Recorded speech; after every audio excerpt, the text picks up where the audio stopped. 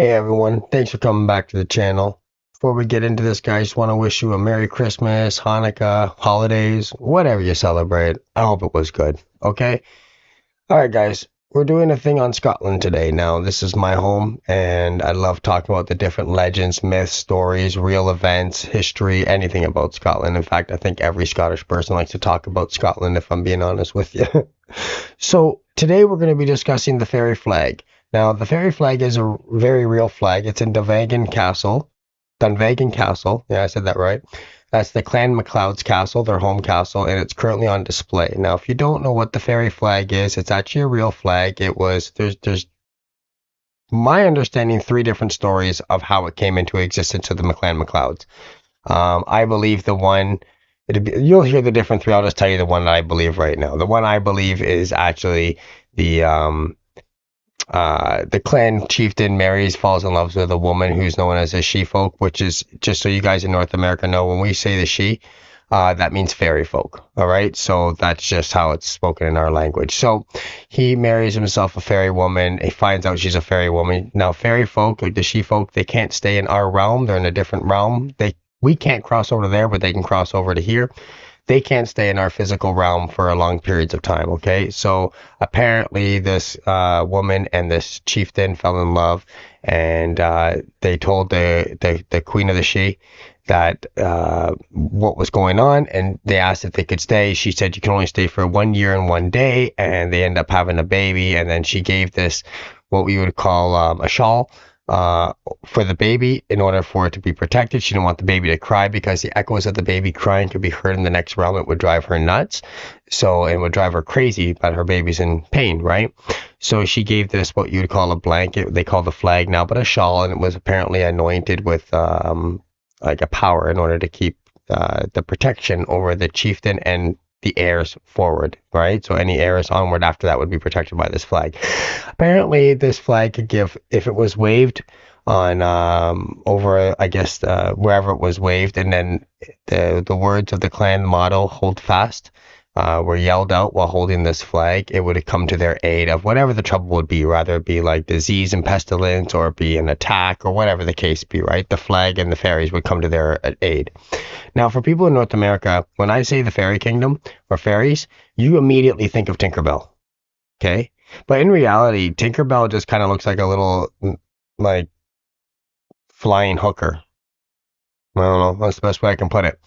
There are 7 different races in the fairy kingdom, okay? And I'll be telling you now, and any Irish person, Welsh, Scottish, anyone, all of us, anyone who's of Celtic background, I'm telling you, the first thing they're going to say to you is the fairy folk, the she folk, they're not to be trifled with. Okay, do not look at Tinkerbell and think that's what they are. They can be very kind, loving, and giving, but they can also be very dangerous. And if you cross into the fairy kingdom, like you're going through the woods, they're woodland creatures. So if you cross into the woods, you just happen to see the fairy kingdom there, like a fairy mound or a fairy pond or whatever, you're to leave an offering. Not leaving an offering is considered bad. Things can happen to you. I even have a story about someone that did that, but I'll get into that later. But anyways, I just wanted to kind of catch you up. Now, one of the other kingdoms, one of the other races of the fairy kingdom are what you would know today as the elves, like the elvish folks from J.R. Tolkien, like Lord of the Rings and stuff like that.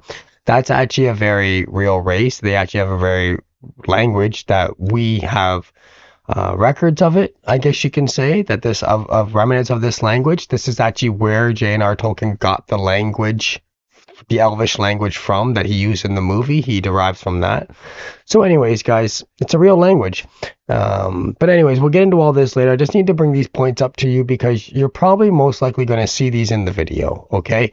And if they're speaking about the fairy flag, then these are going to come up. So I just kind of wanted to get you guys caught up and understand that, like, when they speak of the elves, they're speaking of a fairy kingdom. It's just there's 7 different races in the fairy kingdom, okay? So that's it. I just want to catch you up to date. That's what we're getting in today, guys. I haven't heard this story from an internet's perception yet.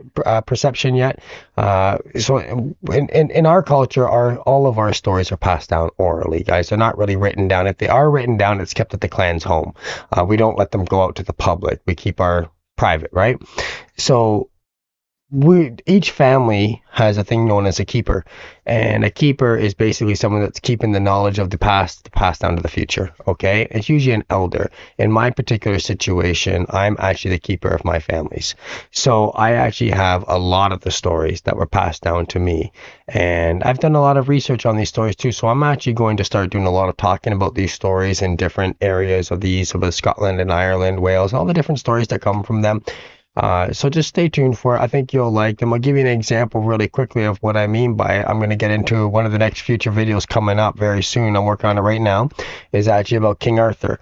Now, I'm going to prove to everyone on this thing right now that first of all, King Arthur, and I'm going to give you a little taste of it right now.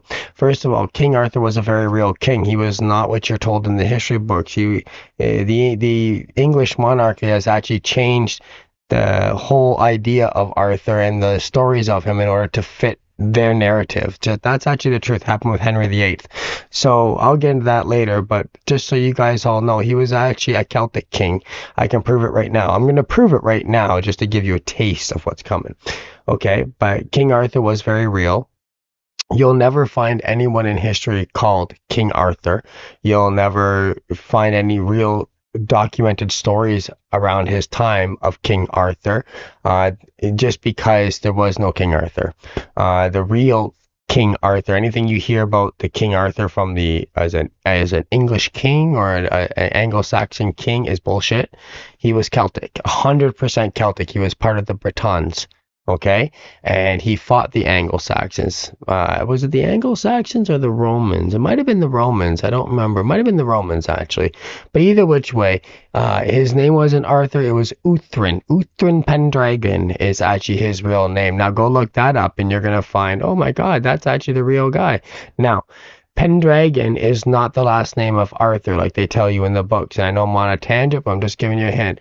Okay, King Arthur's last name, what they call King Arthur, in history they'll say his last name was Pendragon, because remember, they're stealing the story, right? So they didn't know what Pendragon meant. They actually thought that was his last name. No. Pendragon was what we, the Celts in the Breton kingdom, that's what we called our king.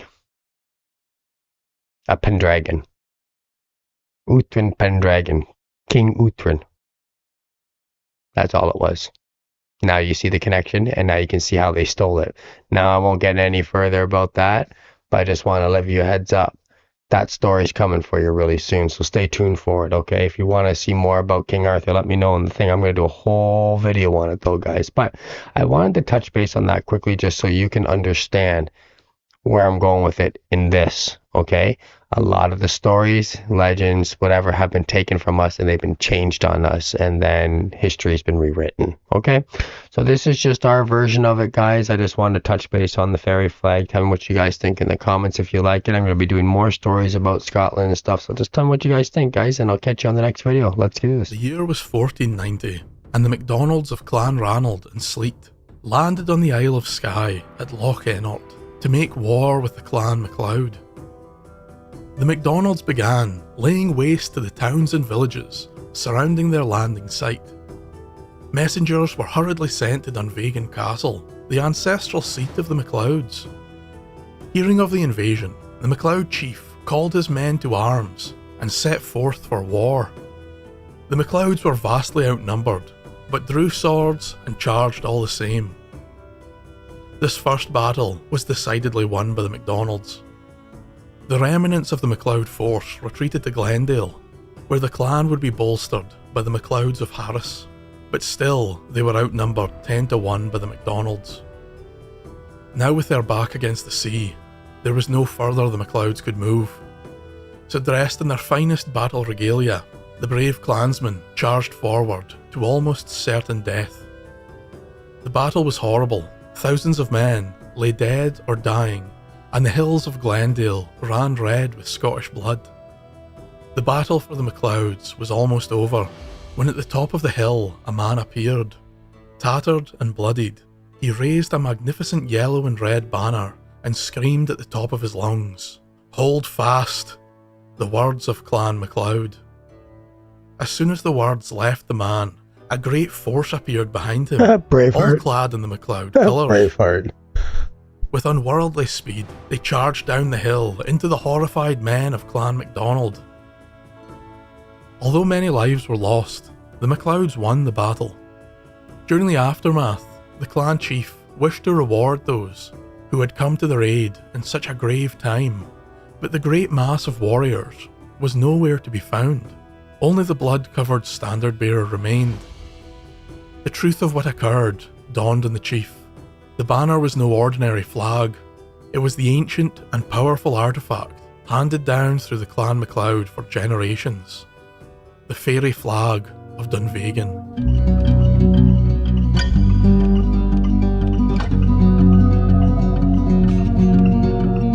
Hey, Kelpie.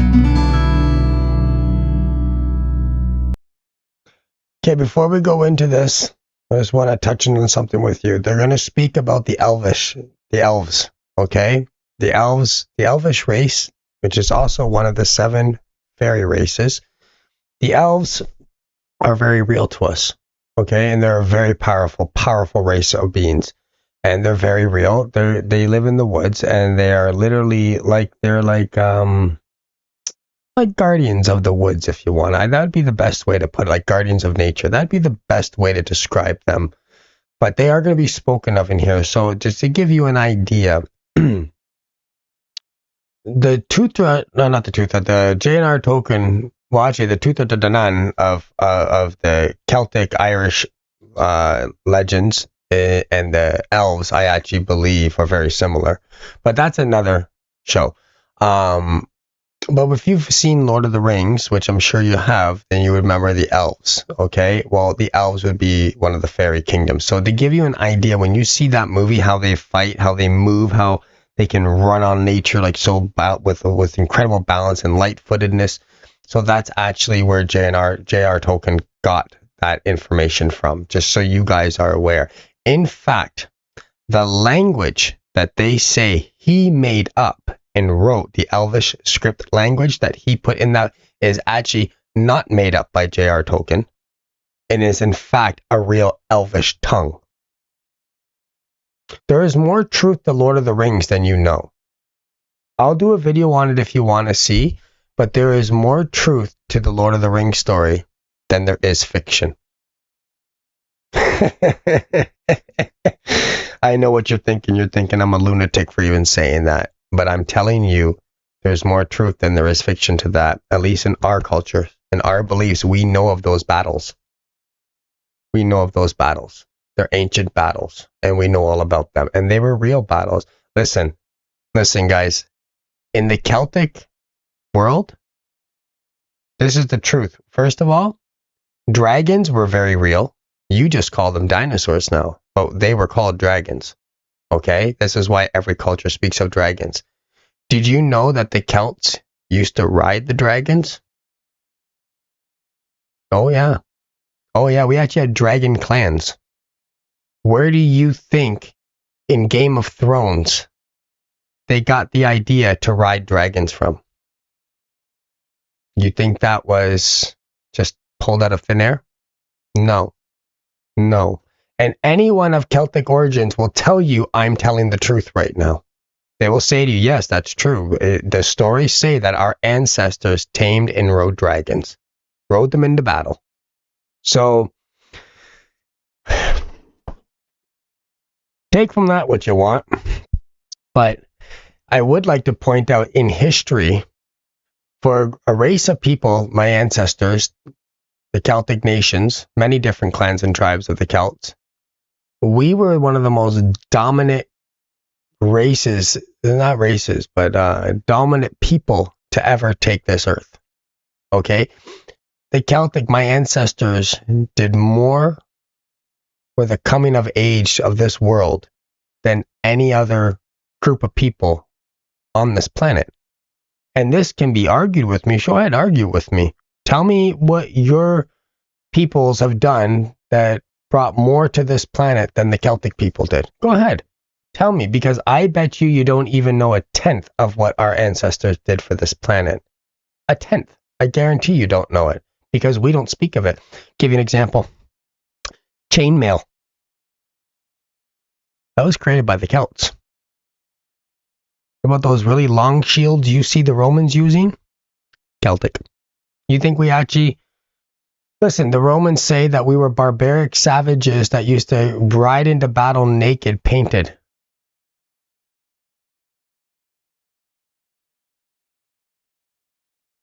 What? That just shows you how stupid your history is, okay? We created armor, and now you're going to come tell us we didn't wear it? That is the dumbest thing I've ever heard. You know how I know they screw with your history, people? Go watch the movie Braveheart. Braveheart was actually the title and name given to Robert the Bruce. After he died, he ordered his heart to be cut out of his chest and taken into every battle. Go ahead. Anyone from Scotland, tell me I'm wrong. Tell me I'm wrong. Who was Braveheart? Leave it in the comments. Who was Braveheart? Tell me if I'm wrong, if it wasn't Robert the Bruce. But yet the movie's named Braveheart, saying it was William Wallace, Sir William Wallace. They said all the Highlanders went into battle with a fucking kilt on. A kilt that we didn't even wear. The Highland dress wasn't even being worn when Wallace was there. Am I wrong? Go ahead. Scottish people, Highlander, my fellow people, tell me if I'm wrong. Tell me if William Wallace went into battle with a kilt or fucking armor on. Go ahead. Tell me. So, I'm saying all this right now because you're going to hear stuff in this and you're going to be like, that can't be true. Really? Well, the stuff you're being told about us right now already isn't true. And if you let us tell our side of the story, you might come learn that. Just saying. The fairy flag of Dunvegan was an heirloom. It is all... You see the cauldron there on the left? That is also believed to be a fairy relic. Okay, that is also that is a cauldron. Okay, and it's believed to have come from the fairy kingdom as well. But that's another video, another story if you want to hear it. The fairy flag is what's in the background, leaning over the rock there. Always belonged to the chiefs of the clan McLeod. The flag has long been held on the Isle of Skye, at the seat of Clan McLeod, the castle of Dunvegan. It is said to be made of a fine silk thread and is yellow in colour. The flag is covered in small red dots, known as elf dots. It is thought at one point in history there may have been more red pigment in the flag. See how they just said elf dots? So that would have meant an elf dot. Just so you guys understand what that means, elvish dots means is that there might have been something wrong with the flag and it needed to be hemmed, like needed to be mended together. Only the elves would have been able to do that. Did that make sense? See, this is why I had to stop that and explain this for you. Right? This flag has already been dated back to between the 4th and the 7th century. Okay? But that's why they called them elvish dots. If the flag had any damage to it, it can only be mended by an elf.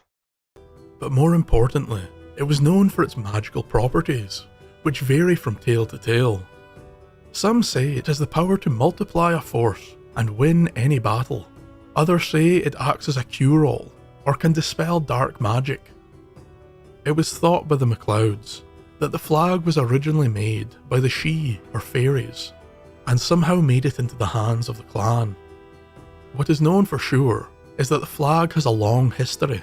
So long, in fact, that no one really knows where the mystical flag came from. That's true. But there are a few theories on its origin.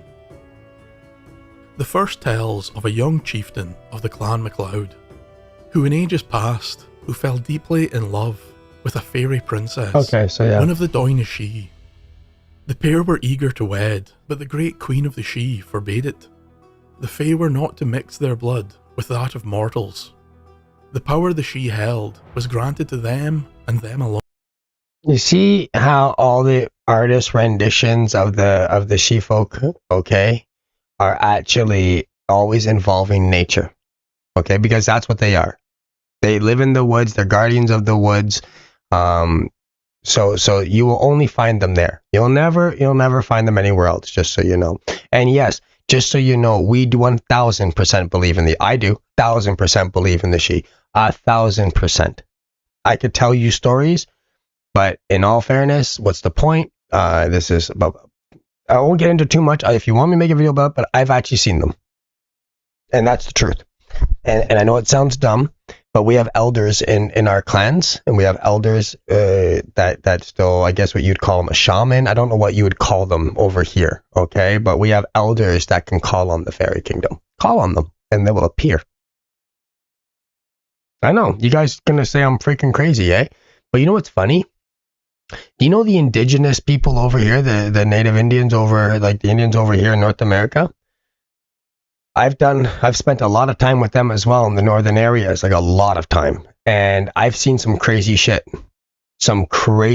on their lands. And a lot of the stuff they do, I told them, a lot of the stuff you guys are doing, the ceremony, the sacred fire with the 13 stones, all that stuff, like we do the same stuff. I said, these forest guardians that you speak of, any chance they might be part of the she-folk? And I had to explain what the fairy kingdom is to us. And when I was done explaining the different 7 races of the fairy kingdom and what their purposes and what they did in the forest were to the native Indians over here, you know what they said? They said the exact same thing. They said, well, they don't call them that, but literally I described the exact same thing to them over here.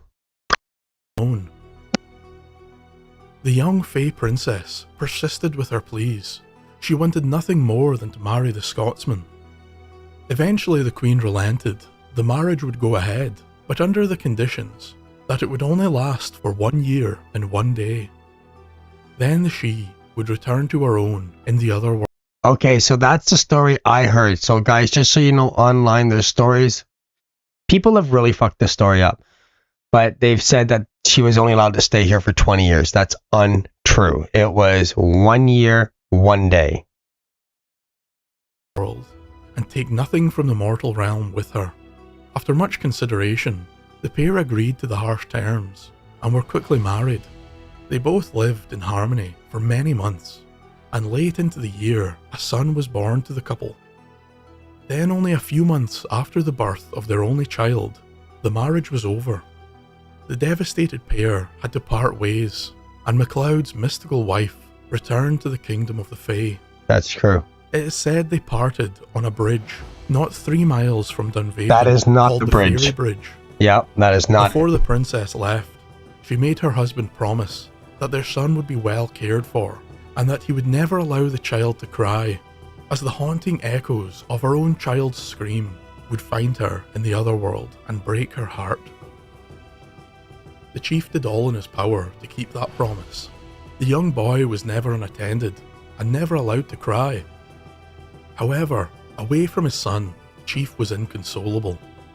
Such grief had never been seen by his clanfolk, so in an attempt to lighten his mood, they prepared a great feast in honour of the child who would one day lead them. This is the story I It heard. is said to have been the most extravagant celebration the castle of Dunvegan has ever seen. The drinking and dancing ran long into the night. There was so much merrymaking and high spirits that the young nursemaid assigned to care for the infant quietly left her post to watch the revelries of the guests. The nurse was so taken with the festive atmosphere that it took her quite some time to hear the crying of the young McLeod in the other room. In a panic, she dashed to the infant's room and beheld an incredible sight. A strange yet tall woman confronted her, clad in beautiful emerald green. The nurse did not recognize the figure, as it sat gently rocking the child in its arms. And if anyone wonders why you get the Emerald Isles from Ireland, if you do your history correctly back on that, it will go back to the emerald colors of the fairy folk. Just so you know, the emerald, the green, they always represented themselves in emerald green, and they live very high populated in the Emerald Isles of Ireland. Is so populated with sheepfolk. It's crazy. It's crazy how populated that is. It's crazy. The green-clad woman began to sing a hauntingly delightful song as she lulled the young McLeod back into a deep and peaceful sleep. She gently laid the child back into its cradle and covered it with a yellow and red shawl. Looking at the stunned nurse, the woman smiled and faded into the ether. Suddenly pulled back into reality, the terrified young nurse picked up the child and ran to the chief. There in the great hall of Dunvegan Castle, She retold her incredible tale to the clansfolk and the chief. They believed every word the nurse said, Of course they did. and from that day, the McLeods took the gifted fairy shawl as their most precious banner, and for centuries after, every nurse in service to the chiefs of Dunvegan would learn the lullaby of the Sidhe, and it was sung to every infant chieftain To this and day. protected them from illness or evil. To this day. The fairy flag was given into the charge of the McLeod's Dún Bratach, or clan standard bearer, who bore the magical banner into battle and was his greatest honour. As with all tales, there are multiple versions of this story. In some, a Sidhe takes pity on a crying human child and appears to soothe it. In others, the McLeods are granted the flag as a gift for helping the Sidhe. The more commonly accepted theory on the origins of the fairy flag is that it came into the possession of a young McLeod warrior during one of the Crusades. It was said that the young knight-errant, while travelling through the Holy Land, came upon a broad river. It was here he met the Maidan Sidhe, or fairy maiden. See? She called to him and told the warrior he had been chosen to. Now, when you're listening to this, I want you to remember the Arthurian legends. And guys, I'm not going to go on a tangent here, but Arthur's name was not Arthur. Okay? It wasn't Arthur. It was Uhtred. Uhtred Pendragon was the name of King Arthur, who you call King Arthur. He was not Roman. He was definitely not English. He was Celtic. He was actually a Breton. My ancestors. We know of Arthur very well. Uhtred is what his name was. And I can guarantee you he was Celtic. You want to know how I know? Just going off topic here. Uhtred Pendragon, I said, was his name. History will tell you that was his name. Even if they say it was Arthur, they'll still say his last name was what? Pendragon. Guys, Pendragon is what we the Celts refer to as a king. It's not anyone's last name. A Pendragon is a status symbol. He was a king, a Pendragon. Going back to what I just said earlier about dragons. Test his strength. She would not permit him to pass the river until he had wrestled with her, as Jacob wrestled the angel in Genesis. The bold warrior agreed, and a titanic struggle ensued. Deep in the river, the pair stood, hands connected, and pushing with all the force they could muster. Eventually, with a deep growl, the McLeod overcame his elven opponent, toppling her backwards into the water. She agreed he had shown strength enough to be deemed worthy, and as a gift, she presented him with the fairy flag. She told the man that when this flag was unfurled upon the battlefield, a great host of armed men would appear to aid the standard bearer and defeat his foes.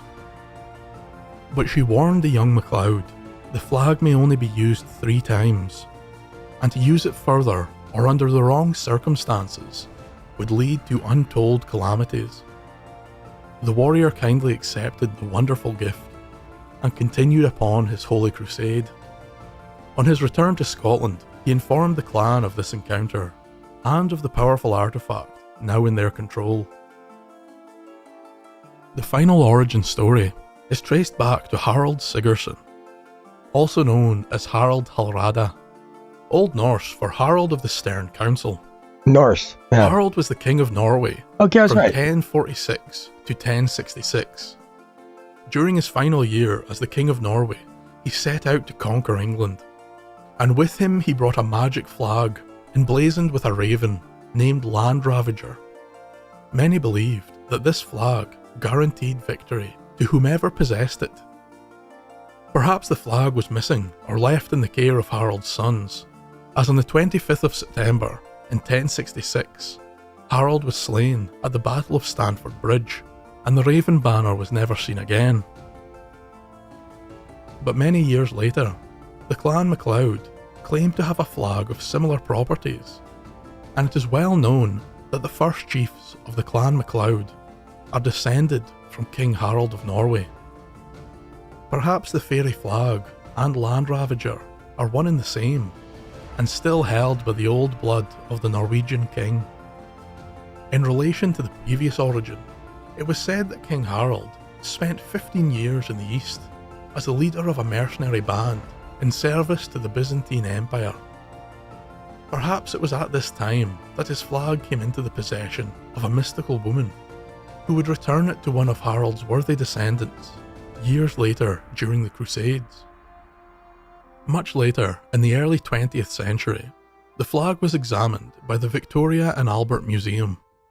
During their research, it was determined that the silk was woven in either Syria or Rhodes, and repairs to the flag had been made in the Constantinople region. So I just want to let you know, from what we were told, we knew it to be from the kingdom of Damascus, which is what our understanding is Syria. And that's where we believe the flag was woven. I don't have anything to back that up. That's just what I was told.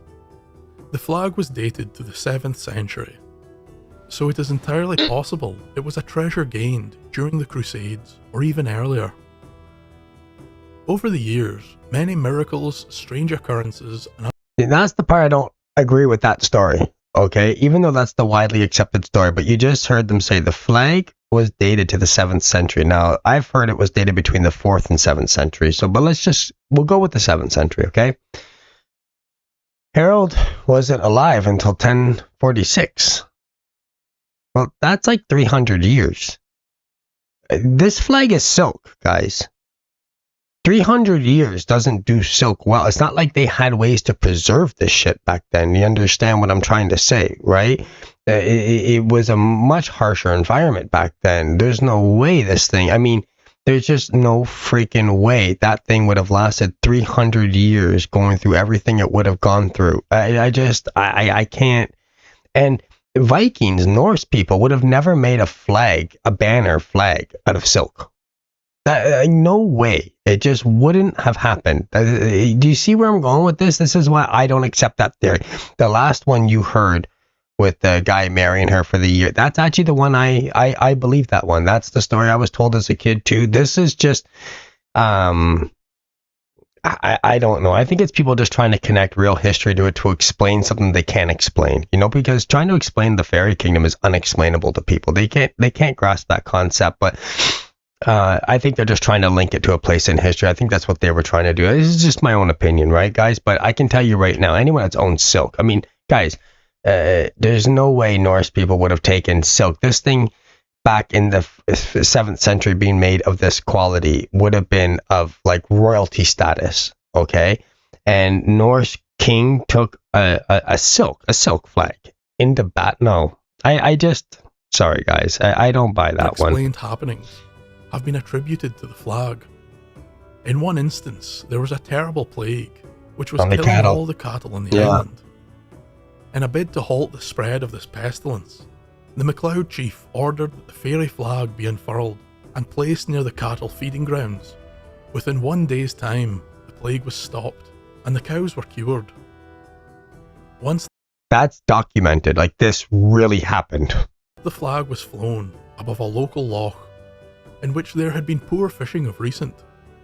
It is said that overnight, the loch became filled with herring, and still is to this day. What? One McLeod chieftain even claimed that if I've the never flag heard was that one. used as a bed cover, it would increase fertility and guarantee a strong male heir.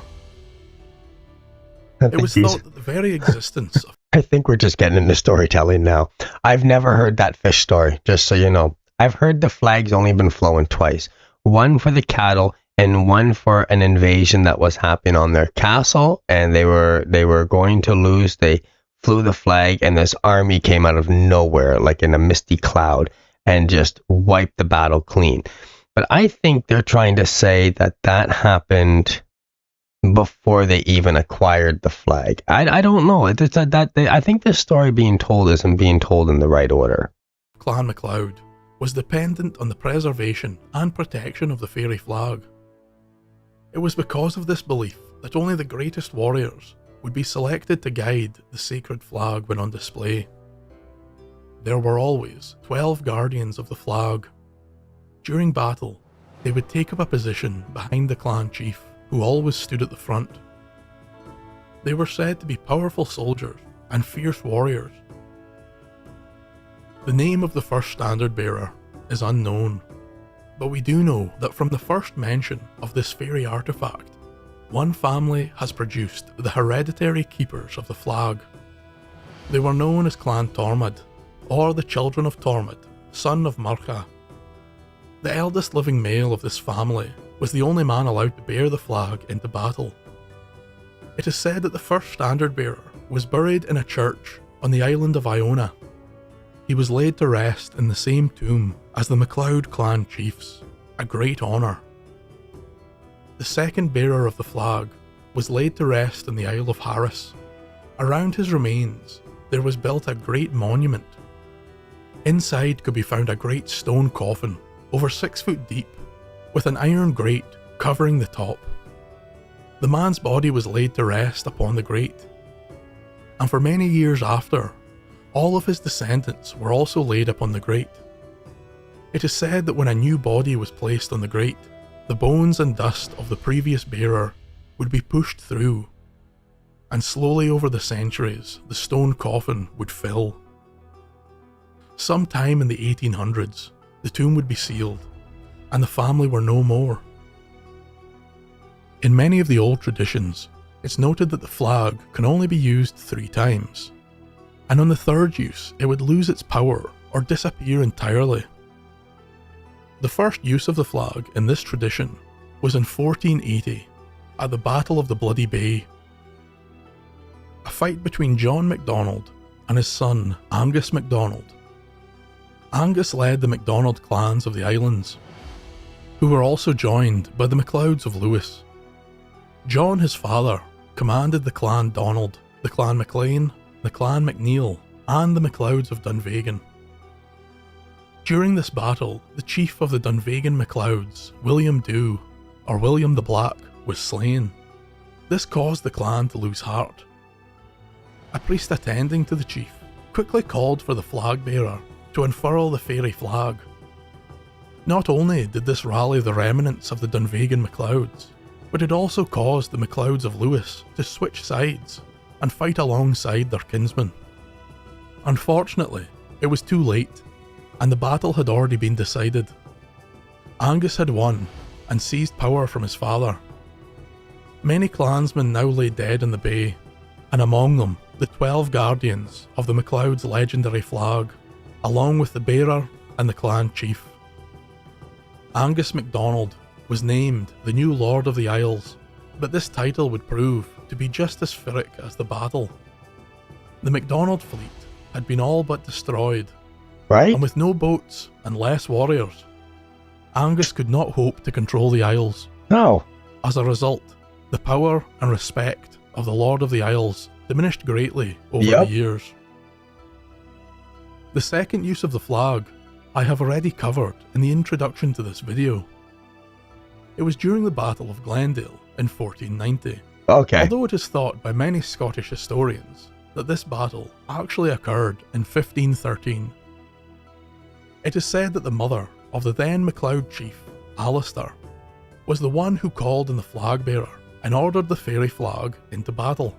The appearance of the magical flag renewed the ferocity of the MacLeods and led them to victory, although it is said that before the battle came to an end, that Alan MacDonald of Clan Ranald had surrounded the flag bearer and his guardians, but just as they were closing in, a warrior named Murdo MacAskill severed the head of the MacDonald chief, raised it high impaled on a spear, and called for the MacLeod pipers to play the MacDonald's lament.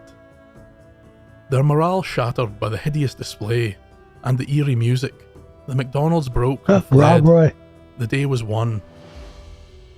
However, on a side tangent, Alan MacDonald of Clanranald would avenge his leader, and he would defeat Murdo MacAskill in single combat later that year.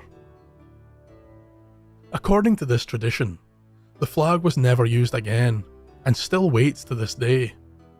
Many thought that the third use of the flag may bring devastation, so they feared using its power for the final time. The flag was sealed in a large iron chest in the heart of Dunvegan Castle. The only key was in the possession of the hereditary bearer. Even in the not too distant past, the flag has been protecting the clan of McLeod. In 1938, a fire broke out in Dunvegan Castle. The castle was severely damaged, yet the 1,000-year-old silk flag survived intact with not even a scorch mark upon it.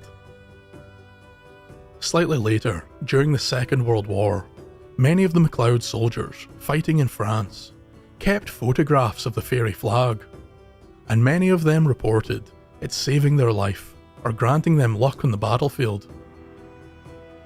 The then clan chief, Dame Flora McLeod, even offered to lend the flag to the British government to display upon the cliffs of Dover. There it would halt any attempt of a German invasion. To this very day, the fairy flag of Clan McLeod can still be seen in a wonderful exhibit on the Isle of Skye in its home, hanging on the wall of Dunvegan Castle. Thank you for listening. Alright guys, so that's the story of the fairy flag. Tell me what you guys thought about that. So that's a real flag though, guys. That's a real story. It's really there. We really believe it's true. Now, again, I don't necessarily believe the whole Herald story. I know in history people are like, well, that's the one that makes the most sense. But like I said, I go back to look at the flag, if you saw in the video, was all tattered and stuff right now, okay? And Clan McLeod's had that flag for 800 years. 800 years. And that thing is in horrible shape. But imagine 300 years prior to that, it had gone into every battle. Come on, guys. This is silk we're talking about here, right? I can't connect the two only just because of that. There's 400 years of time that went on before this Herald had the flag. And I just don't see how the flag held up. I don't see how it would have. It's hardly holding up and it's in a frame. Does that make sense? So, I mean, listen, that's just my own opinion to me, right? It's my own opinion. And it just, I'm going to leave it at that. Other than that, though, I do love this story. I love the story of the fairy flag. I think it's a great story. I love the fact that you can still go see it in Dunvegan Castle. Guys, if you get a chance, go to Scotland. Listen, I tell everyone, if you got anywhere to go see in life, you need to go to Scotland, okay? Go visit Scotland because it will change your entire perception of how you think, how you look at your history, right? When people talk about the Middle Ages and stuff, you know, you're really talking about England, Scotland, and well, actually, primarily those two. Yes, there's other nations that did stuff too, right? And Wales was a big one too. Ireland would have been a big one. So pretty much just say United Kingdom, if I'm being honest with you. But I'm going to be honest with you, a lot of the stories you hear from the knights and the castles and stuff, guys, it's pretty much United Kingdom. It's in one of those areas that you're speaking of. All the stories. I mean, yes, there were castles and there were knights and all this stuff all across Europe. 100% there were, right? But nothing to do like ours. Nothing to do like ours. Every movie you see, everything to do with the Middle Ages. I guarantee you it's deriving from a story that came from our section of the world. So that's why I tell people you need to go visit that site because your history will be rewritten. It really will be.